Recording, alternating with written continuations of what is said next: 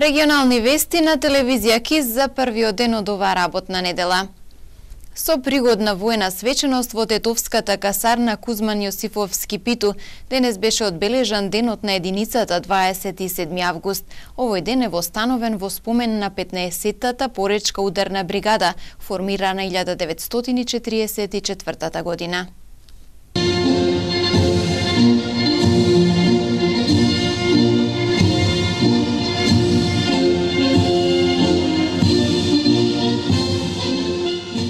Со пречек на военото знаме започна пригодната свеченост во тетовската касарна Кузман Јосифовски Питу за одбележување на 27 август, денот на третиот механизиран пешадиски батальон.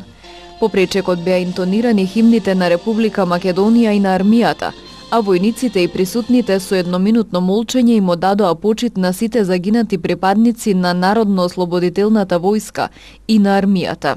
Со одлука на председателот на Република Македонија Ѓорѓе Иванов, 27 август е прогласен за ден на третиот механизиран пешадиски батальон, како спомен на формирањето на 15-тата поречка ударна бригада, формирана на денешен ден, 1944 година во село Брезница. Почитувани присутни, чествувањето на празникот е можност да се подсетиме на ангажманот и на достигнувањата на единицата во периодот помеѓу двете одбележувања. Во изминатиот период од една година, фокусот на работата беше на обуката како важен елемент од борбената готовност на единицата. Така, реализиравме обука во зимски услови, тактичка вежба со боеви гаѓања со целокупното лично и колективно вооружување со механизирана пешадиска чета и со минопродачка батерија, ситуациони тактички вежби со чета, обука во летни услови, обука во исхрана во природа и базирање и многу други форми и применети облици на индивидуална и колективна обука. Покрај подготовката и организацијата на силите за одбрана на територијалниот интегритет и суверенитет на Република Македонија, припадниците на единицата извршува и други задачи кои произлегуваат од мисијата на батальонот. Така, асистенцијата на силите на МВР во справување со мигрантската криза продолжи во периодот помеѓу двата празници. Држејќи ја така наречената Балканска рута затворена, нашите припадници ги штитат границите на Република Македонија од илегална миграција, но и границите на Европската Унија исто така. Припадниците на батальонот беа и се распоредени илјадници километри од татковината во еден од изворите на оваа илегална миграција, Исламската република Афганистан, каде во мисијата одлучна поддршка даваат свој придонес во изградба на светскиот мир. Почитувани, оваа година за среќа и на наше задоволство изостана ангажирањето на единицата во поддршка на органите на власта и на граѓаните при справување со природни непогоди. Но сакам одовде уште еднаш да ве уверам дека војниците и старешините кои стојат во овој строј се секогаш тука спремни да помогнат кога тоа е потребно на граѓаните и на институциите на Република Македонија. Прославувајќи го денот на вашата единица, не можеме да го сокриеме задоволството од сето она што досега е сработено и успесите кои ги постигнат. Овде пред се треба се истакне реоценувањето на средната пешадиска баталјонска група како најголем деклариран состав од армијата. Во подготовките и реализацијата на оваа активност, вашиот батальон даде голем придонес. Припадниците на вашата единица, кои беа дел од декларираниот состав, покажаа висок степен на интероперабилност и оперативна способност, за што добивме високи оценки. Во периодот помеѓу двата празника на единицата, обуката, вежбите, гаѓањата, маршевите и проверката на физичката подготвеност ги реализиравте со висок интензитет. Како батальон бевте иницијатор на многу активности поврзани со обуката. На полето на соработка со цивилните структури, како единица бевте исклучително активни, помагајќи секаде каде што беше потребно, заради што секојдневно добиваме признанија и пофалби како државниот врв, така и од локалната самоуправа и од целокупната јавност. Во рамки на денешната свеченост по повод денот на единицата беа доделени унапредувања, пофалници и наградни отсуства на заслужни припадници на единицата, а воедно беше избран и најдобриот вод. Денешната свеченост во Тетовската касарна беше збогатена со културно-уметничка програма, а пред присутните припадниците на 3-тиот механизиран пешадиски батальон реализираа тактичко-технички збор на дел од вооружувањето и опремата со која располага единицата и свечено дефиле на единиците. Лешок и годинава беше домаќин на меѓународната средба на книжевните преведувачи. 40 истакнати учесници од земјава и странство дискутираа на тема ритмот на книжевниот превод. Книжевниот превод се помалку вреднуван и ценет од државните институции по случај на 47-та меѓународна средба на книжевни преведувачи, која содржа во манастирскиот комплекс во Тетовски Лешок. Вела дека Министерството за култура им го намалила буџетот наменет за годинешнава манифестација, што резултира со намален број на странски учесници од само 3 земји: Северен Кипар, Русија и Германија. Се работи за скратување на буџетот околу 90.000 денари, значи се скратени за оваа манифестација, ако зборуваме конкретно за бројки. Така што во поглед на тоа скратување на средствата не е можно да организираме повеќе од 40 на преведувачи кои што ќе учествуваат, со оглед на тоа дека гостите од странство бараат дополнителни трошоци од страна на оваа организација. Меѓу учесничките беше директорката на Македонскиот културен центар во Русија Олга Панкина, кој од македонски на руски има преведено над 60 книжевни дела. Вели дека преку преведувањето најдобро се пренесува една култура во светот. Колку во конкретниот случај македонски книги ќе бидат преведени, се зависи од стратегијата на државата, но и на научните кругови, вели таа. Пред да вака преведам нешто, барам секако помош и од МАНУ, и од Друштвото на писателите, Друштвото на преведувачите и така натаму, за да застапам некој автор кој стварно заслужува да биде преведен. Симонски вели дека освен државата и книгоиздавателите него ценат и вреднуваат трудот на книжевните преведувачи, кои се едни од најголемите амбасадори во секоја држава. И сега во Македонија имате една пракса, значи ако се преведува од, да речеме, од јазик за кој што има доста преведувачи, во последно време тоа е случај со англискиот јазик, значи цената на преводите од англиски е многу падната во однос на она што имала предходно. Така што нашиот став е дека секое нешто е работа и треба да се вреднува исто, значи независно од кој јазик преведувате.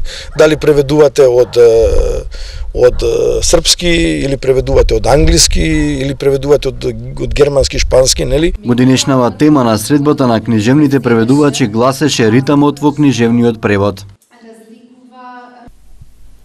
Од Општинската организација на СДСМ Тетово на пресконференција истакнаа дека изјавата на председателот на ВМРО ДПМН Христијан Мицковски, кој побара парите за кампањата за референдумот наменети за претениците од неговата партија да се пренаменат за доизградба на Тетовската гимназија, е лицемерна. Од Општинската организација на СДСМ Тетово истакна дека Мицковски заборавил од неговата партија пред само 8 месеци била на власт во Тетово, а 11 години партијата владеела со државата, која иако во секој изборна програма самоветувала, но не изградила и училишна зграда потребна за тетовските гимназијалци. И не само што не направија нови простори за гимназијата, туку како власт често беа извор на тензии и меѓуетничка нетрпеливост. Особено кога требаше да ја сокријат корупцијата и бизнис интересите на поединци на ВМРО ДПМН. За среќа тоа е минато. Откако СДСМ ја презеде власта, преку тесна соработка на централната и локалната власт, почнаа да се решаваат натоложените проблеми на граѓаните на Тетово. Од Општинската организација на СДСМ вела дека Министерството за образование има изработено проект за доизградба и надградба на постоечката зграда на Тетовската гимназија, со што конечно ќе се реши проблемот со тетовските гимназијалци кои следат настава на македонски јазик. Локалната власт во соработка со централната власт го подготви проектот. Одобрение за градба е добиено од страна на општината. Проектот е моментално во Министерството за образование, се доработува проектот и се надевамо дека во септември оваа училишна година ќе почне со изградба и реализација на проектот изградба на гимназијата Кирил Печиновиќ. Лидерот на ВМРО ДПМН Мицковски викендов најави дека парите наменети за кампањата за референдумот, неговите пратеници доколку не постои правна пречка, ќе ги дадат за доизградба на Тетовската гимназија. Пред стартот на новата учебна година во Гостивар продолжуваат препукувањата меѓу училишните управи и локалната власт. Директорот на Средното техничко училиште Ибраим Асани посочи дека општината ги кочи во работата. Градоначалникот Таравари одговори дека ги исполнуваат своите обврски кон училиштата за кои имаат надлежност. На една недела пред почетокот на новата учебна година, директорот на Средното техничко училиште во Гостивар Ибраим Асани на пресконференција се пожали дека немањето на соработка со општината резултирало со низа проблеми кои ќе бидат на штета на учениците. Тој посочи дека се одолговлекува процедурата за ангажирање на нов наставнички кадар и дека општината не им излегува во пресред за обезбедување пари за превоз на учениците. Проблеми имаме поради тоа што за работените не можеме да добиеме согласност од општина и затоа принудени сме да соработуваме со Министерството, а таму одат работите многу бавно и затоа е тешко да се вработи некој нов работник. Имавме случај, чекавме 3 месеци од Министерството да добиеме согласност. Сега имаме проблем со транспортот на учениците. Проблемот е во тоа дека ние имаме добиено писмо дека тоа нема да се уплати од општината, а тука мислам дека е голема инвестиција, околу 6 милиони денари и се плашам од првиот ден можда ќе имаме проблеми. Нормално учениците знаат дека превозот е без пари и затоа тие нема ни да дојдат во школа и еве тука ќе дојдат проблеми. На обвинувањата, градоначалникот Арбен Таравари одговори дека некои од училиштата на своја рака објавиле тендери за превоз, што е обврска на општината, која пак целосно ја завршила таа процедура. Тендерирањето секогаш било од општината и секаде од општината, бидејќи не е во ред 16 училишта во Гостиварско, сите да направат своји тендери и сега бараат од градоначалникот согласност. Блок дотациите јас не можам да ги поделам и не сум чекнал од блок дотации, немам законска ни никаква можност. Како што доаѓа, така се распределува. Сега платив само струја за сите училишта 20.000 евра. Тоа не се пари од блок дотации, туку општински пари со кои што може да направам едно асфалтирање, една канализација. Новата учебна година почнува во понеделник. Какви ќе бидат состојбите со оглед на политичките несогласувања меѓу локалната власт и директорите на училиштата, останува да се види. Од денес до петок трае првиот уписен рок на Државниот универзитет во Тетово. Слободни места има за околу 3000 завршени средношколци на 60 студиски програми. На катедрата за македонски јазик ќе бидат примени 50 студенти. Денеска до петок е прв уписен рок во Државниот универзитет во Тетово. Според конкурсот што беше објавен во јуни месец оваа академска година во 60 студиски програми, односно во 13 факултети, се предвидува да се запишуваат на 3000 студенти. Во 60 студиски програми. Бидејќи на македонски јазик повеќе интерес има за студиска програма на македонски јазик, според конкурсот што е веќе објавен, се предвидува да се запишува 50 студенти. 56 годишен тетовец ноќеска е примен во Тетовската клиничка болница со убодна рана во стомакот, најверојатно од нож. Поради сериозноста на повредата, итно е префрлен на скопските клиники. Следува денешниот полициски билтен. Ноќеска околу 4 часот и 50 минути во Тетовската клиничка болница бил донесен 56 годишен тетовец со убодна рана во десната страна од стомакот, нанесена од остар предмет, најверојатно од нож, соопшти СВР Тетово. По укажаната лекарска помош итно е префрлен на скопските клиники. Повредите се сомничи дека му ги нанел 55 годишен тетовец, со кого претходно како таксисти вербално се расправале на автобуската станица во Тетово и кој утрото околу 8 часот лишен е од слобода. Извршен е увид на местото на настанот, пронајдено е возилото на повредениот како и возилото на осомничениот сторител, кои се обезбедуваат од полициските службеници и ќе се вештачат. Се работи на целосно расчистување на случајот. Ноќеска околу 2 часот и 30 минути во полициската станица Тетово приведен и задржан е 27 годишен албански државјанин кој непријавено престојувал на подрачјето.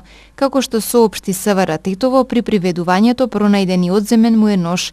Поради непријавен престој вчера вечер околу 22 часот била приведена и задржана и албанска државјанка. Двајцата предадени се во одсекот за прекограничен криминал, миграции, странци и реадмисија за натамошна постапка. Во вчерашните контролни активности спроведени од полициски службеници на секторот за внатрешни работи Тетово, на тетовското подрачје откриени се 10 лица кои биле задволан без положен возачки испит, меѓу кои едно лице од Јажинце управувало автобус, а откриени еден возач со несоодветна категорија и 5 возачи почетници кои не се придржувале на законските ограничувања предвидени за оваа категорија учесници во сообраќајот. Покрај тоа откриени се уште 40 на други видови прекршоци кои биле заокружени со 24 прекршочни и 27 мандатни платни налози. Вчера исто така во Тетово спроведена и акцијска контрола за престигнување, во која вкупно биле опфатени 40 возачи, од кои 12 непрописно престигнувале. Констатираните прекршоци санкционирани се со 4 прекршочни, 7 мандатни платни налози и едно писмено предупредување.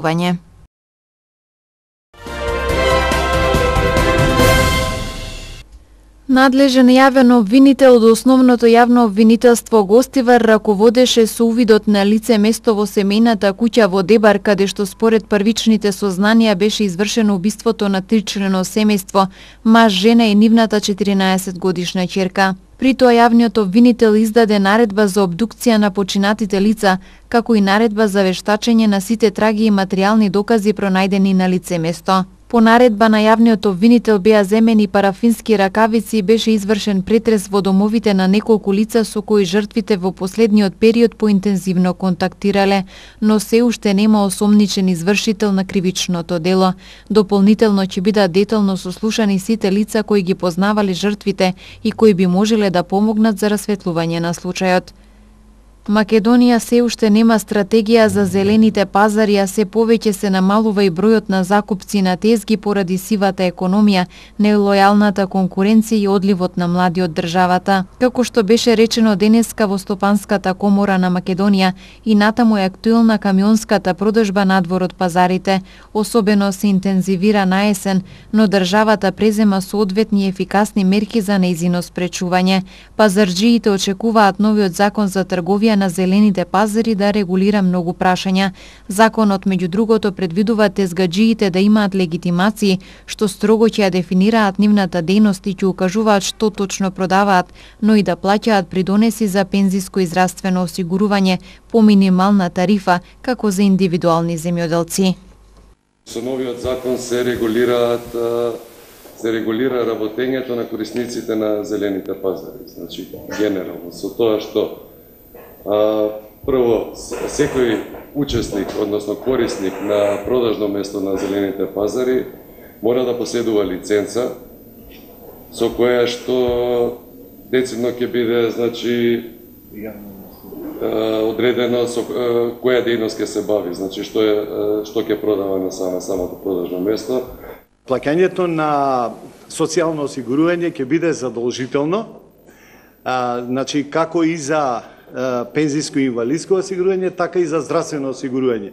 Меѓутоа, убавата вест во оваа работа е дека законодавецот предвидел една повластена цена, многу минимална и повластена цена, а тоа е тие ќе се тарифираат по тарифата на индивидуални земјоделци. Последен аплауз за Ванчо Петрушевски во неговиот драмски театар.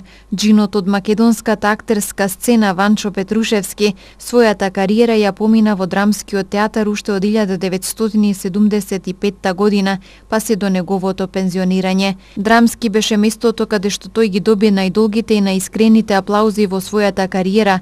Денес тоа беше место на неговиот последен поздрав со неговите колеги, пријатели и семејството. Уште еден долг аплауз, проследен со тага за неговото прерано заминување. Видете, јас со Ванчо се знам над 40 години. Ванчо беше извонреден актер, извонреден пријател, извонреден човек. Ова не е затоа што тој сега е меѓу ангелите, туку заради тоа што навистина беше тако. Тешко е да се говори вака, посебно пред камери, сега во овој момент, но најмногу што можам да кажам е дека му благодарам на Бога и на животот воопшто што ме споја со него, што можев да играм, што можам да се сеќавам на него, на се убаво. И веројатно кога ќе отидам јас горе, ќе си направиме еден театар. Модро окце или Лево Ќоше или театарче Лево Ќоше.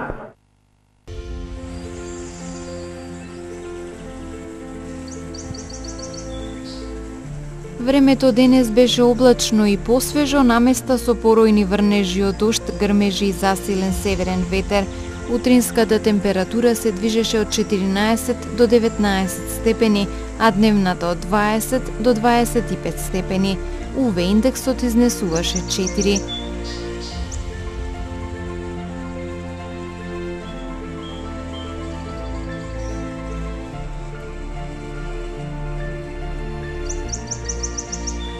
Според прогнозата на метеоролозите, времето утре ќе биде променливо облачно со локален слаб дожд. Ќе дува умерен до засилен северен ветер. Утринската температура ќе се движи од 8 до 17 степени, а дневната од 20 до 27 степени. УВ индексот ќе изнесува 6.